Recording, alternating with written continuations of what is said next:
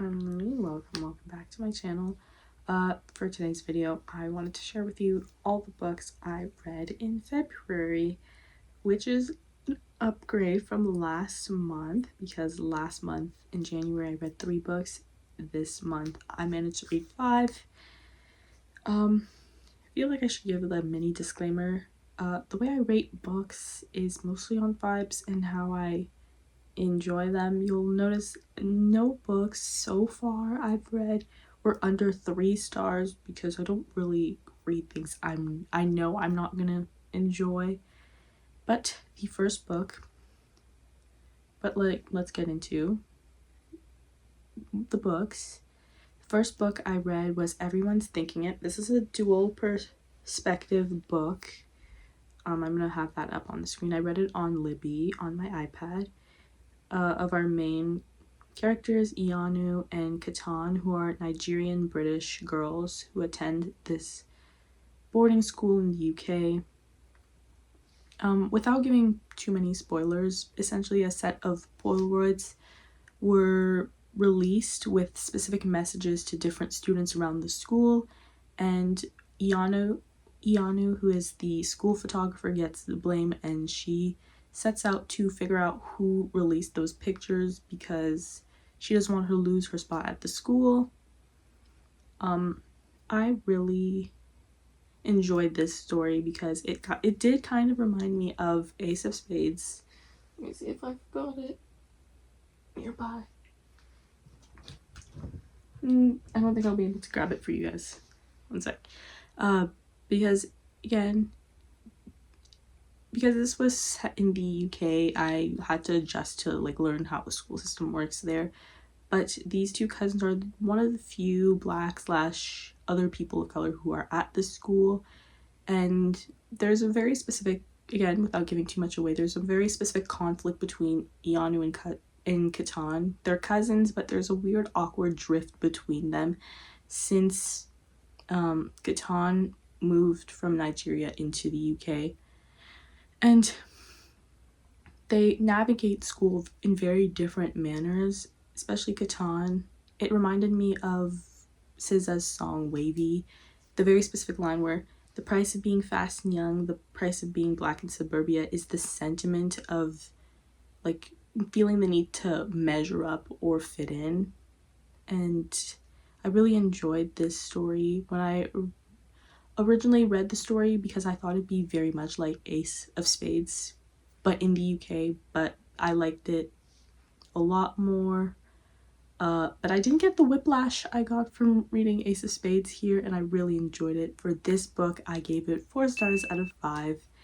It was a really great book, would recommend it to anyone. Second book. The second book I read was The Screaming Girls of St. Bernadette. This was another Libby read, and this story takes place in Malaysia.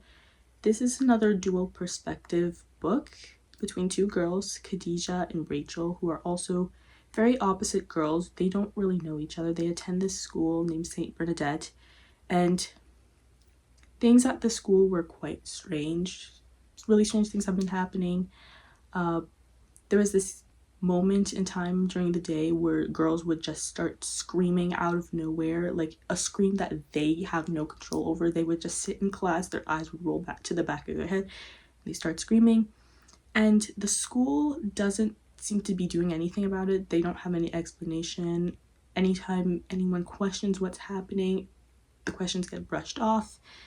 And the teachers, the administrators, are very hush-hush about it and shady. And turns out it wasn't the first time the school these events have been happening at the school. It's been happening for a while, but again, everyone's acting really weird about it. And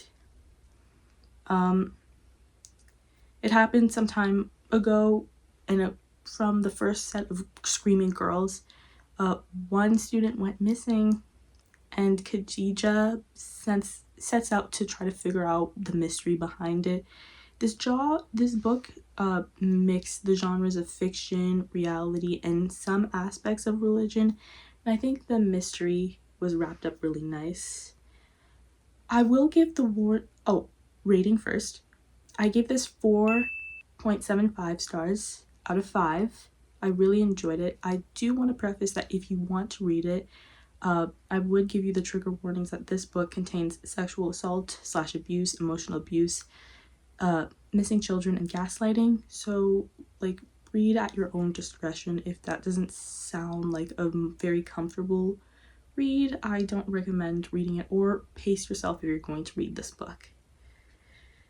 Third book, another Libby read, but I read Murder at the Piccadilly Playhouse, another Cleo Fox mystery. This is the second book from the Cleo Fox mystery series. This mystery is that a famous actress ends up dead in the theater she works with, and her death is originally ruled as a suicide, and Cleo tries to figure it out. I enjoyed this book way more than the first one. The mystery was a lot harder to figure out. And again, I think the author wrapped it up nicely. There were enough suspicious characters that I didn't figure it out, but not too many that it didn't complicate the story. I also really like this book because we can see Cleo get more comfortable with living in London. She has a very sweet and tender relationship to the staff that works at her uncle's hotel, and they become very useful in this investigation. They're not just background characters that prop up Cleo. They have their own backstories that are slowly discovered throughout the book. Now, the third book I read is The Underground Railroad by Colson Whitehead. This is another reread. I've read this book in first year. It was in an English class. I originally DNF'd it because there was a strike at universities across Ontario, so I believe our lectures were switched to online, or we didn't have lectures anymore. We only had tutorials. And because it was Black History Month, I thought I'd rebroach reading it. And it is a very heavy book to digest because the subject matter is slavery. This book follows different characters: Mabel, Cora, and her perspective towards escaping and seeking freedom. We do get the backstory as to where Cora's storyline, we get the story of her mother and her grandmother and how they lived and where they've gone. But because there are so many characters and the timeline of specific things that happen within the book can be quite confusing, I was between a 3 and a 4 star. I didn't end up giving it a perfect rating, so I was between 3 and 4. And yeah, the fourth book is Crane Pond. I had the physical book, but it was a library book, so I don't have that with me anymore, but that'll be up on the screen as well. The premise of this book would follow the judge, Samuel Sewall, during the Salem witch trials. He is a judge, and he's trying to figure out who needs to be prosecuted and what not to protect his community in Boston at the time. And aside from his own personal convictions that sometimes deter from the norms of the time,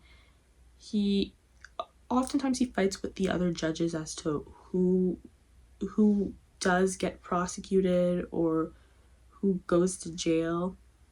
And the novel offers a look at the Salem witch trials from the perspective of a key perpetrator, showing how a principled man was always swayed by the public hysteria and religious conviction. Now, because at the time he was a Puritan and his job as a judge, he couldn't help but care about the opinions of the other judges and the public. Even though he felt a way about prosecuting certain characters or certain people who were accused of being pirates or witches or whatever, he he had a hard time retaining doing the right thing and aligning that with his faith. And I found that very interesting to to approach in a book. This book was like a 3.95 stars out of 5, only because there were so many characters that I ended up losing track. They have like a little, at the front of the book, they had a list of all the characters and what role they play, and because there were so many characters, I lost track of which characters were when, and I always had to flip back, and some parts had me a little confused. Maybe it's because I was I read the book while I was like half tired, or I wasn't in the best mood, and that's why I was getting confused. But I really liked this book, and that was everything I read for February. I can't wait for you guys to see what I read for March. Thank you so much for watching this video, and I'll see you in the next one. Bye now.